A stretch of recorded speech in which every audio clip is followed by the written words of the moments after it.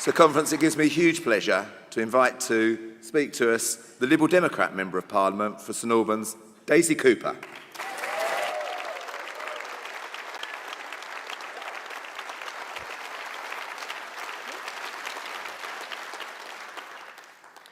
Conference, it really is fantastic to be here in person for the first time at an autumn conference. I've been waiting a long time to say this, as the Member of Parliament for St Albans.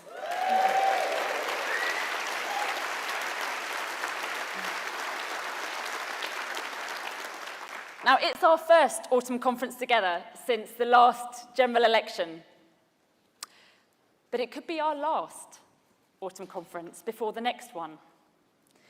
If the Prime Minister decides to hold the general election in May, he will call it at the end of March, and that, my friends, is 26 weeks away. If that doesn't fill you with excitement, and that was definitely excitement I could hear from the floor, I'm sure, I don't know what will, because we have a huge opportunity. Right across the blue wall, and indeed right across the country, people are furious with the Conservatives. I haven't seen anything like it. People are just angry that nothing works. People are angry that everything's broken. And people are angry that everything we cherish, our NHS, our precious environment, our standing in the world, they've all been trashed. What's more, they know who did it. It was this appalling Conservative government. Too busy fighting each other to do, frankly, anything useful. But it's not just that the Tories blew a hole in our economy, that they've driven our health services into the ground, or that they allow water companies to pump raw sewage into our rivers with impunity. It's not just all of that. The most unforgivable thing about this Conservative government is that they have broken people's hope. It's true. There are people around the country who now think that things are so broken, they just don't believe that anyone can fix it. But I believe that when people feel there is no hope, we have to give them two things. We need to give them ideas that inspire and leaders they can believe in. Leaders that they believe in. Conference, boy, do we have some good people. Right across the country, Liberal Democrat MPs, parliamentary candidates and Liberal Democrat-run councils are showing the difference that hard-working local champions can make. Let's take just a few examples from our MPs. Vera introduced a new law to ban upskirting. Wendy introduced a new right for carers to take care leave, a landmark piece of legislation. Layla's 4-year campaign put an end to an archaic law so that sleeping rough was no longer considered a crime. And Ed, well, not only did he nearly quadruple renewable energy in this country, now he is using his personal experience to put the cause of care and carers at the heart of the national agenda.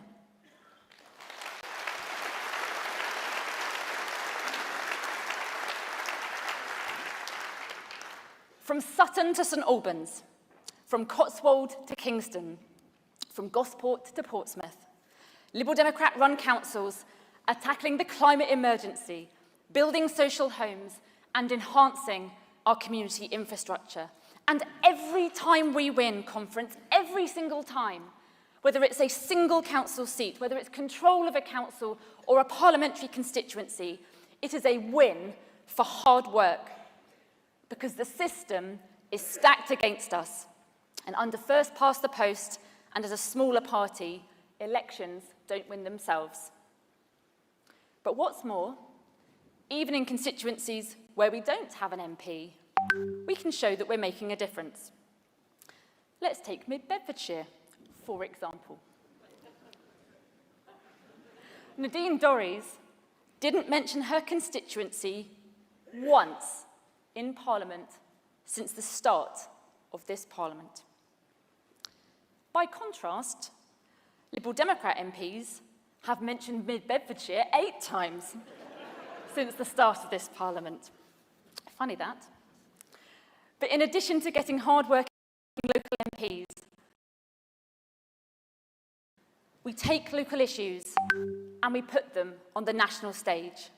And it's more than that, because Conference, we have been leading and winning the battle of ideas. We should be so proud of the fact that we were the first party to call for a windfall tax on the big oil and gas companies. We were the first party to call for the energy price hike to be scrapped, and we were the first party to expose the scandal of raw sewage being pumped into our rivers, our chalk streams, and onto our beaches.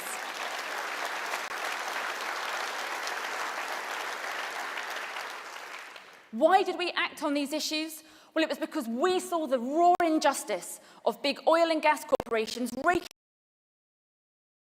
in billions whilst ordinary folk couldn't afford to heat their homes. We saw the raw injustice of the big water bosses taking in millions of pounds in bonuses whilst ruining our natural environment. But there's another raw injustice that we need to tackle too, and that is in the area of mental health. Conference, in my work as our Westminster Health and Social Care spokesperson, I see the damage that this Conservative government has done to our NHS every single day. Health comes first, or so the saying goes. But right now, across our country, we know that too many people simply cannot access the help they need when they need it. At the start of this year, we saw a winter crisis like no other. We saw images on our screens of people dying in the back of ambulances and suffering the indignity of crowded corridor care. And many of us had the horrifying realization that for the first time in our lives, if we called 999, we could no longer have confidence that an ambulance would turn up.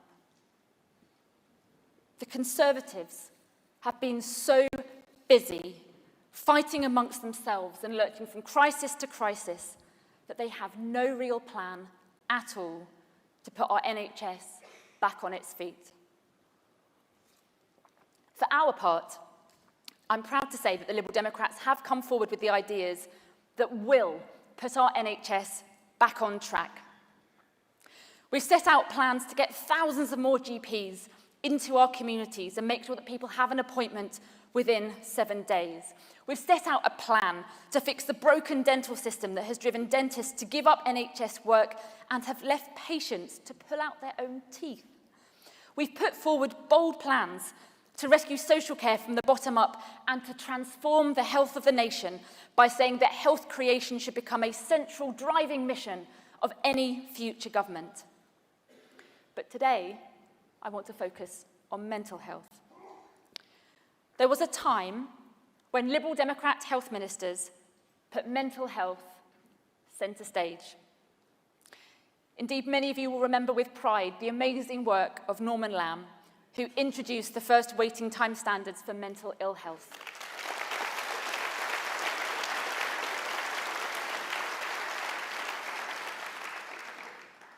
But under this Conservative government, mental health has dropped off the political radar. Today, the nation's deteriorating mental health is one of the biggest challenges we face. We know that 1 in 4 people in the UK will suffer from mental ill health every year. And I suspect that every single one of us in this hall has either experienced mental ill health or we have a loved one who has. And we know that at its worst, it can have a devastating effect on your life, on your relationships, and on your future prospects.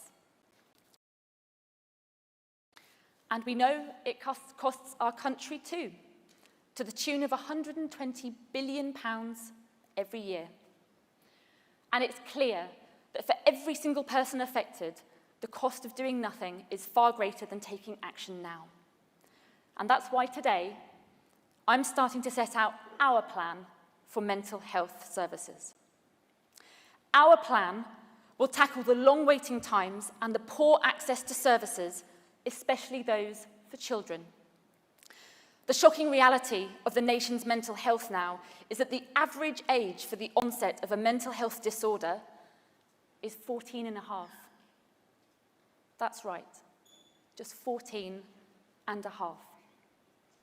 So that's why our plan starts by rolling out community mental health hubs for children and young people in every area of the country. Rather than leaving children to suffer in the shadows, every child and young person should be able to access the early prevention and support that they so desperately need. It's why we want to see a qualified mental health practitioner in every school, something that our education spokesperson, Munira Wilson MP, and I have spent years calling for. And this would go hand in hand with our pledges to expand young people's mental health services up to the age of 25 so they don't face a cliff edge of support.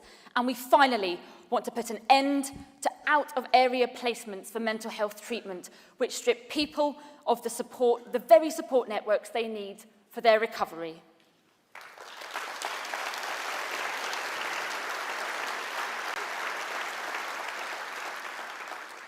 Conference, we know that children and young people are at incredibly high risk of mental ill health.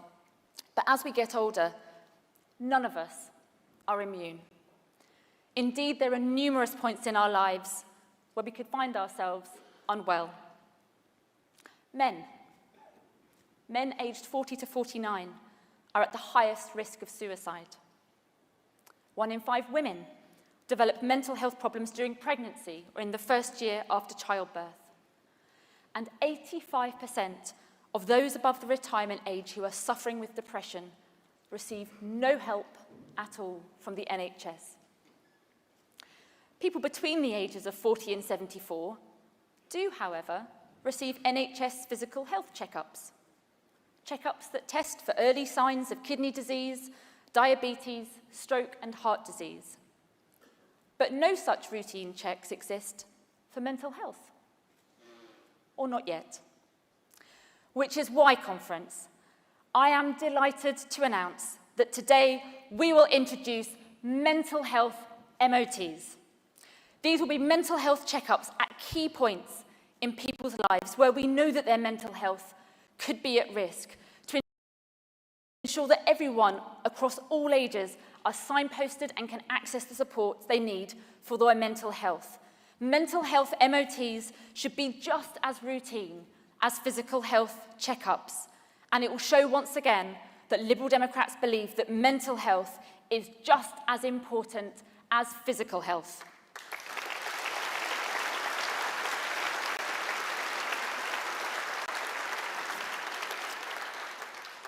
Conference, I am determined that we will win the battle of ideas on how we transform the nation's physical and mental health, empowering people to live long and healthy lives and to save our NHS. Remember, the NHS was a Liberal idea.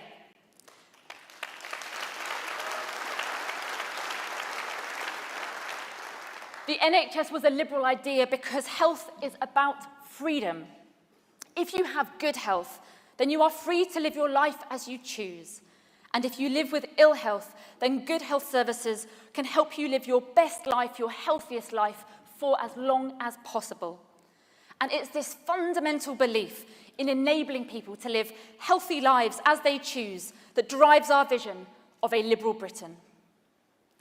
Conference, we want a liberal Britain that recognises that responsibility for freedoms, for justice and liberty extends beyond our national boundaries. A liberal Britain that values localism and internationalism, not nationality alone. A liberal Britain that values individuality over conformity, ideas over identity, and the power of community. Conference, we want a liberal Britain that cherishes every individual and enables them to have both good physical and mental health. Conference, whilst we are ashamed of this government, we are proud of our country and we are proud of our NHS. There are millions of people across the UK who share our vision of a liberal Britain, and they want to live in a liberal Britain like this. Between now and the next general election, it is up to us to show them that it's possible. Thank you, and see you in Mid Beds next week.